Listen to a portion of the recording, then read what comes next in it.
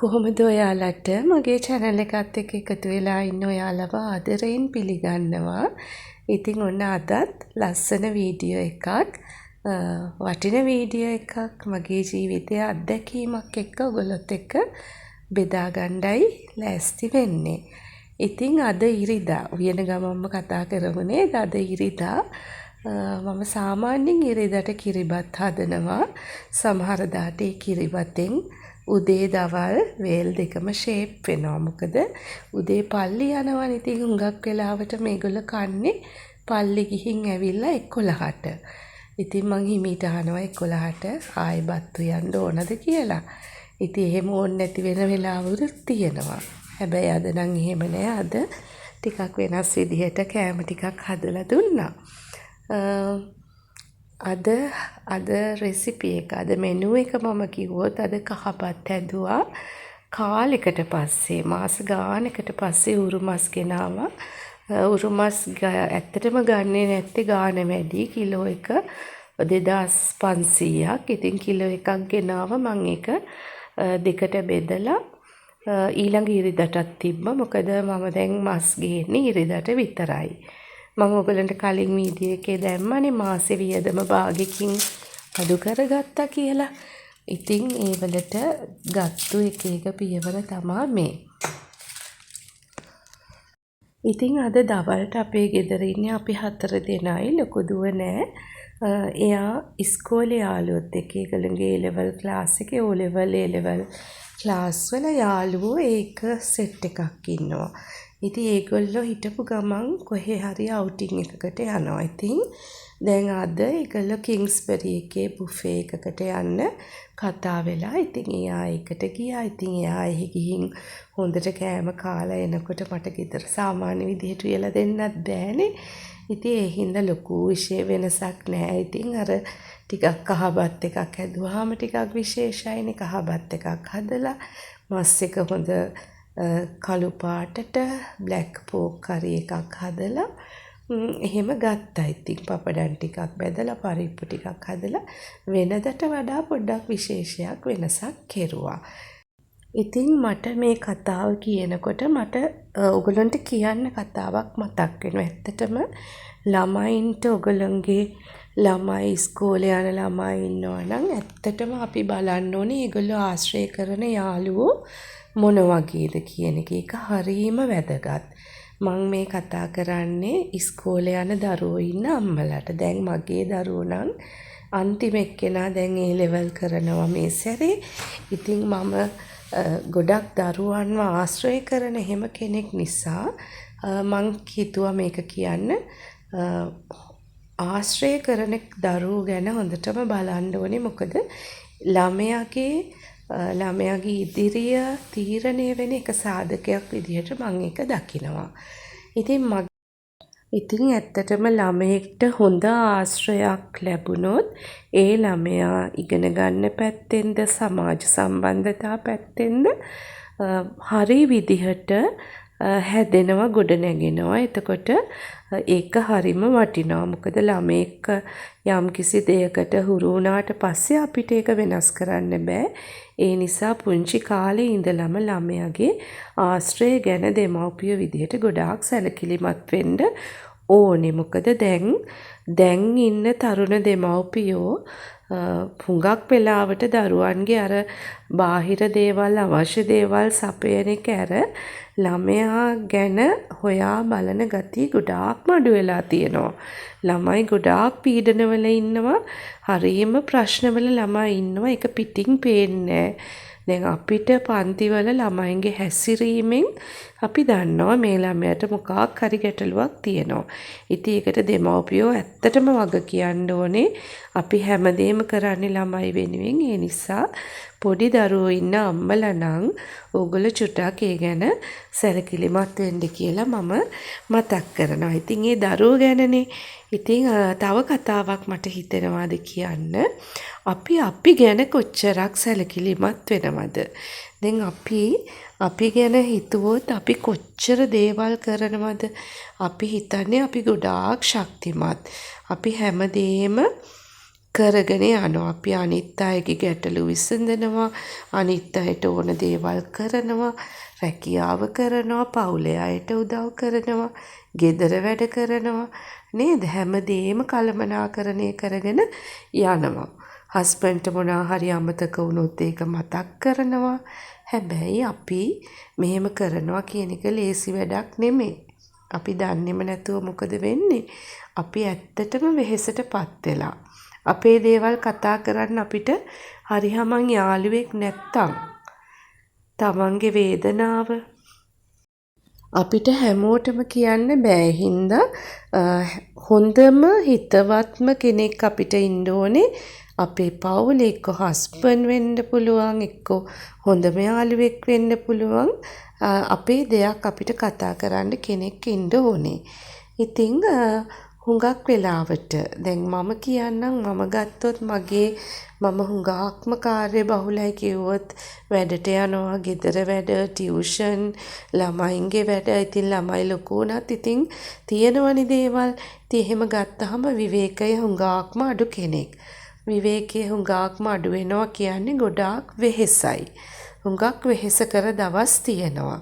ඉතින් සමහර දවස් තියෙනවා අසනීප වෙන.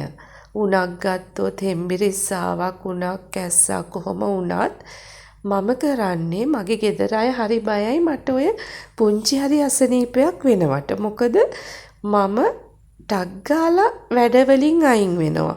මට දැනෙනවා මගේ ඇඟට අමාරු නම් මම ඒ ඇඟේ අමාරුවෙන් කෑම උයන්නේ, ගෙවල් අස්පස් කරන්නේ. එහෙම කරන්න යන්නේ. ඒක මම මේගොල්ලෝ පුංචි කාලේ ඉඳලම පුරුදු කරගෙන කියන්නේ. එහෙම තමයි මම ආවේ. කියන්නේ මට අමාරු නම් මම ඒක මට කරන්න බැරි නම් මම ඒක මගේ ශරීර සෞඛ්‍ය වෙනුවෙන් හරි මට අමාරුයි කියලා මම පැත්තකට වෙලා ඉන්නවා. මොකද ගෙදර අනිත් අයත් ඒ දේවල් කරන්න හුරු වෙන්න එපා. ඉතින් අපේ ගෙදර මට අසනීපයක් වුණොත් දැන් කලින් අර සති දෙකක් මට හරිම අමාරුයි. ඉතින් ඒ සති දෙකම ඇත්තටම මට නිකම්ම ඉඳලා හරි අමාරු වුණා. ඊට පස්සේ මොකද ගෙදර අය ඒ දවසට ඒගොල්ලේ සියලුම දේ කරනවා. ඉතින් එහෙම මං හිතන්නේ අපිත් මිනිස්සුයෝනේ. ඉතින් සමහර අය ඉන්නවා මට අමාරුයි, මට අසනීපයි, මට මේ වෙලාවේ කරන්න බැහැ, මට විවේකයක් ඕනේ. එහෙම කියන්නේ නැති අය. ඉතින් ගොඩක්ම අම්මලා තමයි නිහඬවම. ඒ කියන්නේ ඒගොල්ලෝ තනියම මේ බර ඇදගෙන යනවා. ඉතින් අපි ගෙදර අපේ අනිත් අයව හැමදාටම සතුටින් ඉන්න නම් අපි හොඳින් ඉන්න එපා. එතකොට අපි අමාරු වෙලාවෙත් අපි බොහොම අමාරුවෙන් මේ දේවල් ඇදගෙන යනවා කියන එක මම එච්චර හොඳ දෙයක් විදිහට දකින්නේ නැහැ. මිනිස්සු විදිහට අපිත් එහෙම ගොඩාක් බර තනියම ඇදගෙන යනකොට කාගෙන්වත් උදව්වක් නැතිකොට අපි වෙහෙසටපත් වෙනවා. අපිට දුක හිතෙනවා, කඩා වැටෙනවා. මොකද මං එහෙම දැකලා තියෙනවා. මගෙත් එක්කම ඉන්න මගේ සමහර යාළුවෝ හරීම පීඩාකාරී ජීවිත ගත කරනවා. ඉතින් ඒගලන්ට සමහර අය කියනවා ඔයාව බලලා මම දැන් ගොඩක් දේවල් හැදිලා තියෙනවා.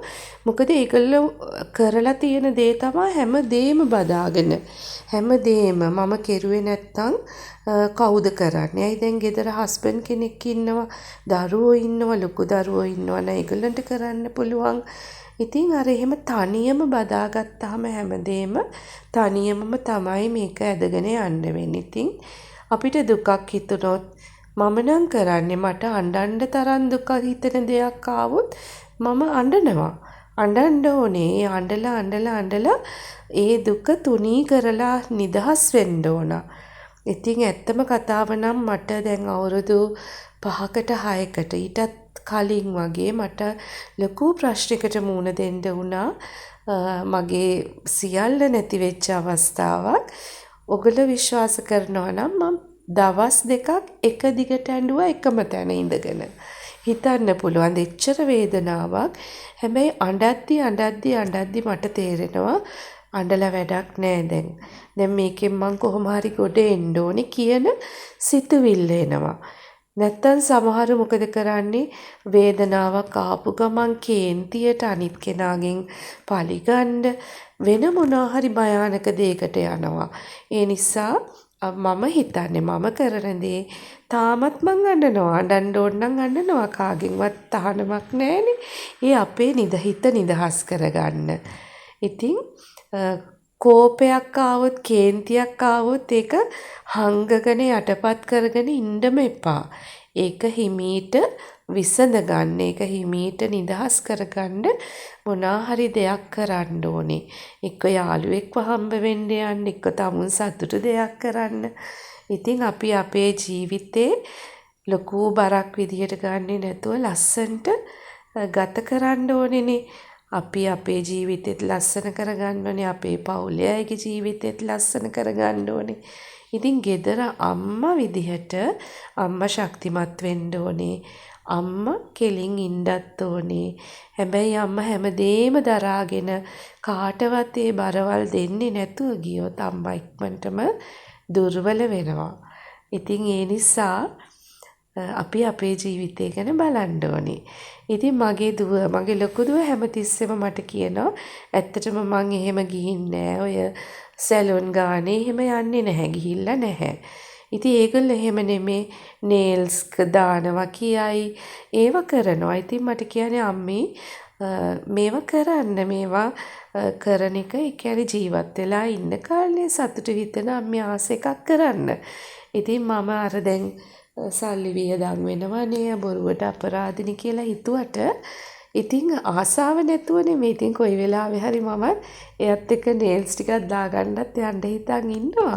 මොකද අපේ ජීවිතේ අපි සතුටින් හිටියොත් තමයි අපේ පවුලේ හැමෝටම සතුටින් ඉන්න පුළුවන් වෙන්නේ. ඉතින් වයස ගැන හිතන්න එපා. ඉතින් වයස ඇත්තටම එහෙම වයස ගැන හිතලා අපිට ජීවත් වෙන්න බෑ. අපි සමහර වෙලාවට තරුණ වයසෙම මැරෙන අය ඉන්නව නේද? ඉතින් ඒ හින්දා මට හිතන දේ මං කියන්නේ. ඉතින් සමහර අයට මේවා ගැලපෙන්නෙත් නැතුව ඇති. ඉතින් ඔගොල්ලෝ ඔගොල්ලන්ගේ දේවල් හංගගෙන ඇතුළටම කරගෙන ඉන්න එපා. අදහස් ප්‍රකාශ කරගන්න, හොඳ යාළුවෙක් ආශ්‍රය කරගන්න. ඉතින් ගොඩාක් වෙහෙසටපත් වෙන්න එපා. වෙහෙස අඩු වෙන විදිහට දේවල් කළමනාකරණය කරගන්න එක හරිම වටිනවා. ඉතින් Taman ඉස්සෙල්ලාම Tamanව ලස්සනට ආදරෙන් බලාගත්තොත් තමයි අපිට අපේ පවුලේ අයගේ ජීවිත ලස්සන කරන්න පුළුවන් වෙන්නේ. ඉතින් අපේ ගෙදර අය නම් හරි අකමැති මට අසනීපයක් වෙනවට. මොකද ඒගොල්ලන්ට මේ දවස් ටිකේම උයන්ඩයි අස් කරන්නයි වෙන්නේ. ඉතින් ඒ හින්දා ඒගොල්ලෝ අකමැති. ඉතින් මම එහෙම දවසක් ආවොත් මම ෆුල් රිලැක්ස් එකේ මම ඉන්නවා. ඉතින් මම ඇඳට වෙලා ඉන්නකොට මම කරන්න හිතන් ඉන්න දේවල් ප්ලෑන් කරනවා. ඒ කියන්නේ ලොකු අමාරුවක් නැතත් මම හොඳටම හොඳ වුණාට පස්සේ තමයි වැඩ කරන්න පටන් ගන්නෙ. හොඳටම සනීප වුණාම ආයේ කලින් වගේම වැඩ ටික පටන් ගන්නවා. ඉතින් අර ඇඳට වෙලා ඉන්න කාලේ මගේ අනිත් දේවල් මම හිතනවා ප්ලෑන් කරගන්නවා. මං හිතනවා ඒ කාලේ මට ඒකට ලැබිච්ච කාලයක් කියලා. ඉතින් ළඟටම කෑම ටික බේත් ටික ඒවා එනවා. ඉතින් එහෙම තමයි මම මගේ ජීවිතේ ගත කරන්නේ. මන් දන්නේ ඔයගලන්ට මේක කොච්චර දුරට හරිද කියලා. ගොඩක් දෙනෙක් මගේ යාළුවෝ මං ළඟින්ම ආශ්‍රය කරන අය බැලුවාම මං හිතනවා ඒගොල්ලෝ මට කියනවා ඔයා නම් ඒ කියන්නේ මම ඒක එහෙම හිතලා කරපු දෙයක්වත් නෙමේ. නමුත් මම මේ ළමයි පොඩි කාලේ ඉඳලා කරගෙන ආපු විදිහ දැන් මට අලුතෙන් වෙනස් කරන්න දෙයක් නැහැ.